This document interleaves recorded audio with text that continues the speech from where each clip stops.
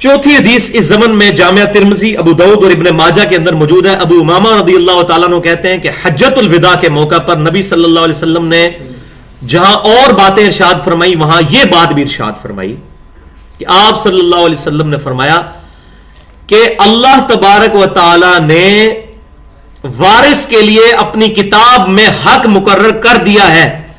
اب یہ کسی کے لیے جائز نہیں ہے کہ وہ اپنے وارث کے لیے وصیت کر جائے. وارث کے لیے وصیت کرنا اب قیامت تک کے لیے حرام ہے. وارث کو اتنا ہی مال ملے گا جو اللہ تعالیٰ نے مقرر کیا ہے. تو یہ بات بھی اب یاد رکھیں کہ وصیت اگر کرنی ہے 1/3 مال میں تو وارث کے علاوہ، اس کا ثبوت یہ حدیث ہے. یہ نہیں ہو سکتا کہ کوئی شخص کہے جی 1/3 میں تو مجھے اجازت ہے، تو فلاں میرا بیٹا جو ہے نا وہ مجھے زیادہ پسند ہے، تو وہ 1/3 مال میں گا تو میرے مرنے کے بعد میرے بیٹے کو تو فلاں حصہ ملے گا، اس بیٹے کو اتنا مال فالتو بھی مل جائے، تو یہ قطعاً حرام ہے. تو ورثاء کے علاوہ کے لیے انسان وصیت کر سکتا ہے، وارث کے لیے وصیت نہیں ہوگی. اور اس مسئلے پہ اجماع ہے پوری امت کا، کوئی اس میں اختلاف نہیں ہے، مکمل طور پر اس پر اتفاق پایا جاتا ہے. پھر میں ریپیٹ کرتا ہوں، ایک چیز ہے عطیہ اور ہبہ، تحفہ کرنا، کہ انسان زندہ اور زندگی میں کسی کو گفٹ کرے تو ساری اولاد کو برابر گفٹ کرنا ہوگا، ادروائز جس کو دیا اس سے بھی واپس لینا ہوگا. دوسری چیز ہے وصیت، کہ انسان کہے کہ میرے مرنے کے بعد فلاں کو یہ مال مل جائے، تو وصیت کر سکتا ہے 1/3 مال میں، لیکن وارث کے علاوہ وارث کو وصیت نہیں کر سکتا. اس کا تو اللہ نے پہلے ہی مقرر کر دیا ہوا، اس کو دوبارہ سے نوازا نہیں جا سکتا.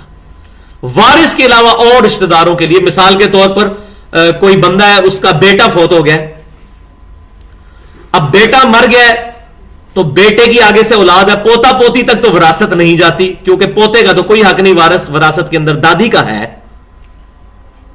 تو اب دادا جو ہے وہ زندہ ہے اور اس کو پتا ہے کہ میرا بیٹا جو مر چکا اس کی اولاد تک وراثت نہیں پہنچے گی، تو اس کے لیے وصیت کر سکتا ہے کہ میرا جو بیٹا مر گیا اس کی جو اولاد ہے اس کو میں 1/3 مال جو ہے وہ وصیت کرتا ہوں، کیونکہ وہ وارث تو ہے ہی نہیں ہے. تو اب اس کے لیے وصیت والا آپشن کھلا ہے.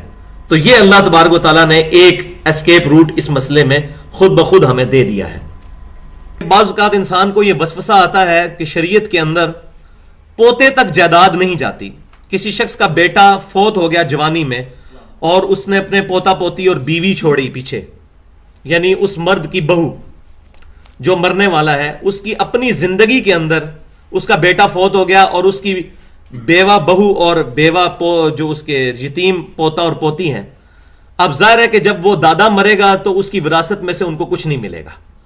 تو اس کے لیے بعض اوقات ذہن میں یہ وسوسہ آتا ہے کہ نعوذ باللہ من ذالک، کیا شریعت یہ ظلم کرتی ہے؟ ان کو تو زیادہ ضرورت ہے. تو اللہ تعالیٰ نے اس کے لیے مزید اوپن اینڈ کھول دیا ہے کہ ان کے لیے وصیت کر دی جائے.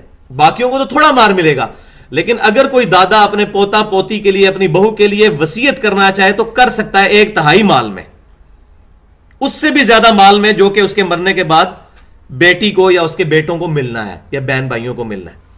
تو وہ ایک اوپن اینڈ اللہ تعالیٰ نے چھوڑ دیا ہے کہ دادے کی وراثت پوتے تک تو نہیں جاتی لیکن وصیت کر سکتا ہے.